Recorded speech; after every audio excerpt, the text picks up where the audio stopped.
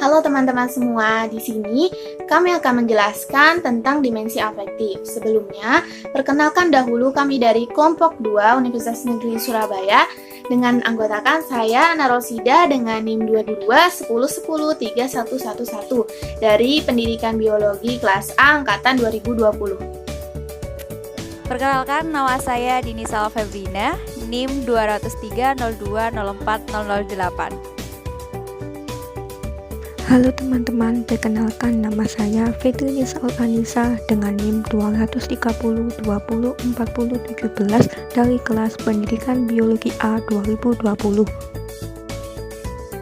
Saya Rizky Julinda Rosa Amelia, NIM 20030204023 dari kelas Pendidikan Biologi A 2020. Perkenalkan, saya Imana Zulfa, NIM 20302040035 dari kelas Pendidikan Biologi A 2020. Oke, langsung saja masuk ke materi ya. Yang pertama, apa sih pengertian dimensi afektif?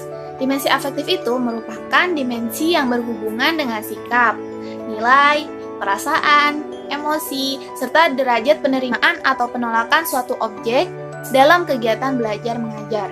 Beberapa pakar bahkan mengatakan bahwa sikap seseorang akan dapat diramalkan perubahannya bila seseorang telah memiliki kekuasaan kognitif pada tingkat yang tinggi. Nah, ciri-ciri hasil belajar afektif ini bisa dibagi menjadi 5 jenjang. Yang pertama ada receiving, responding, following, organization, dan characterization yang akan dijelaskan oleh rekan-rekan saya yang lain. Tahapan kedua dalam domain afektif yaitu receiving atau penerimaan, semacam kemauan dalam menerima rangsangan atau stimulus dari luar yang dapat berupa objek maupun kegiatan.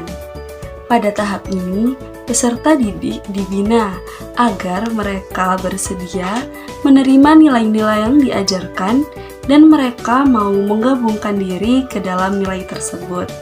Contoh kata kerja yang termasuk dalam receiving yaitu memilih, mempertanyakan, mengikuti, memberi, menganut, mematuhi, dan meminati.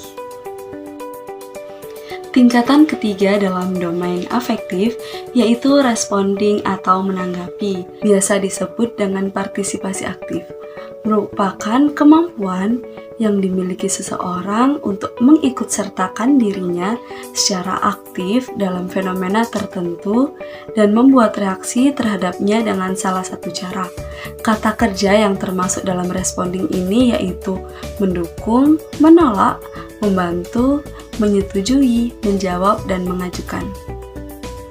Yang selanjutnya yaitu following atau menilai. Following merupakan menilai atau menghargai. Menilai atau menghargai artinya memberikan nilai atau memberikan penghargaan terhadap suatu kegiatan atau objek, sehingga apabila kegiatan itu tidak dikerjakan, dirasakan akan bawa kerugian atau penyesalan. Nah, following adalah merupakan tingkat afektif yang lebih tinggi lagi daripada receiving dan responding. Dalam kaitan proses belajar mengajar, peserta didik di sini tidak hanya mau menerima nilai yang diajarkan, tetapi mereka telah berkemampuan untuk menilai konsep atau fenomena, yaitu baik atau buruk.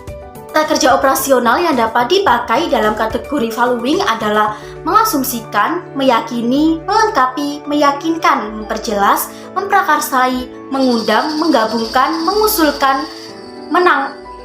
menekankan, dan juga menyumbang.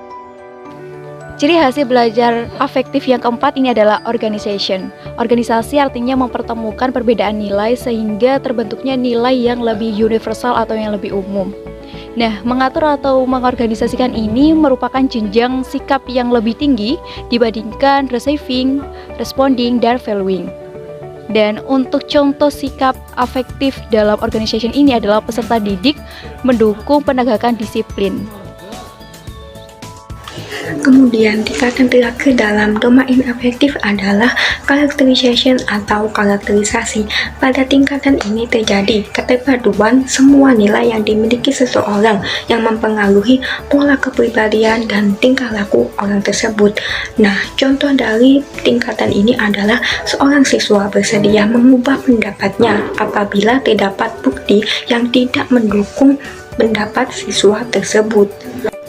Demikian penjelasan tentang domain afektif oleh kelompok 2. Terima kasih telah melihat video ini.